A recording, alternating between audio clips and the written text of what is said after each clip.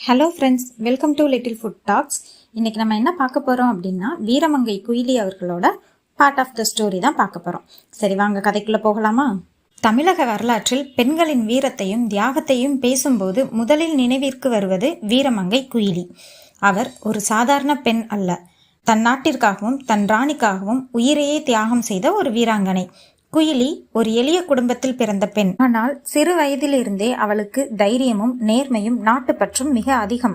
ஒரு நாள் குயிலி வேலு நாச்சியாரின் அரண்மனைக்கு அருகில் இருந்தபோது சிலர் ரகசியமாக பேசிக் கொண்டிருப்பதை கேட்டுவிடுகிறாள். அவர்கள் யார் தெரியுமா?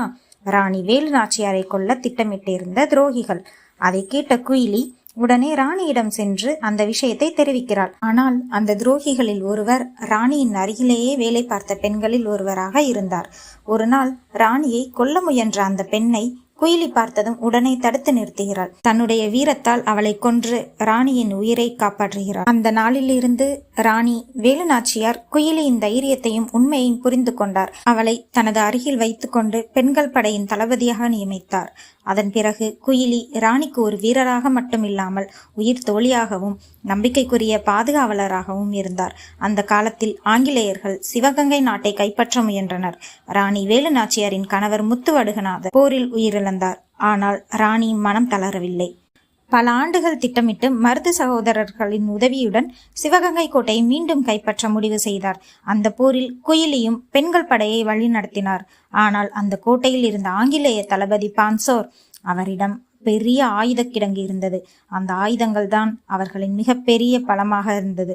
போர் தொடங்கிய போது குயிலி ஒரு முக்கியமான விஷயத்தை உணர்ந்தாள். இந்த ஆயுதங்கள் இருக்கும் வரை இந்த போரில் வெற்றி பெறுவது கடினம் என்று அவள் நினைத்தாள். அப்போது அவள் மனதில் ஒரு பெரிய தீர்மானம் பிறந்தது. இது நமது நாட்டின் விடுதலைக்கான இறுதிப் போர். இந்த போரில் நாம் தோற்றுவிட்டால் மீண்டும் வெற்றி பெறுவது மிகவும் கடினம். எனவே இந்த போரில் நிச்சயம் வெற்றி பெற வேண்டும் என்று அவள் முடிவு செய்தாள். அந்த நேரத்தில் அவள் மனதில் இருந்தது ஒரே ஒரு எண்ணம்தான். என் உயிர் போனாலும் பரவாயில்லை, என் ராணியும் என் நாடும் வெற்றி பெற வேண்டும் என்பதே அது. அவள் ஒரு தீர்மானம் எடுத்தாள். கோயிலுக்குள் சென்றாள். அங்கே இருந்த நெய்யை உடல் முழுவதும் ஊற்றிக்கொண்டாள். பிறகு கோயிலில் எரிந்து கொண்டிருந்த ஒரு தீப்பந்தத்தை எடுத்தாள். அந்த நேரத்தில் அவள் மனதில் இருந்தது ஒரே ஒரு எண்ணம். உடல் தீப்பற்றி எரிய தொடங்கியது. அந்த எரியும் உடலோடு அவள் அரண்மனையின் மேலிருந்த ஆயுத கிடங்கிற்குள் பாய்ந்தாள். ஒரு கணத்தில் அங்கே இருந்த அனைத்து ஆயுதங்களும் வெடித்து சிதறின.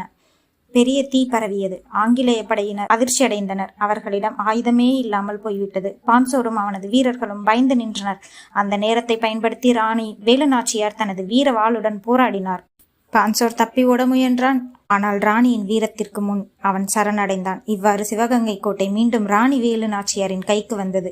அதே நேரத்தில் பெரிய மருதுவும் வெற்றியுடன் வந்து சேர்ந்தார். சின்ன மருதுவும் தனது படையுடன் வந்து சேர்ந்தார். எங்கும் வெற்றி முழக்கம் ஒலித்தது. ஆனால் அந்த மகிழ்ச்சியின் நடுவில் ராணி வேலு நாச்சியாரின் கண்கள் ஒருவரை தேடின. அவர் யார் தெரியுமா? இந்த வெற்றிக்கு காரணமான அவரின் உயிர் தோழி வீரமங்கை குயிலி. ஆனால் குயிலி அந்த நேரத்தில் உயிரோடு இல்லை.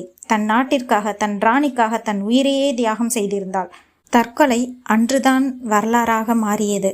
அதனால்தான் இன்று வரை தமிழக வரலாறு பெருமையாக சொல்லுகிறது, உலகின் முதல் தற்கொலைப்படை வீராங்கனை தமிழகத்தின் வீரமங்கை குயிலி. வீரமங்கை குயிலி.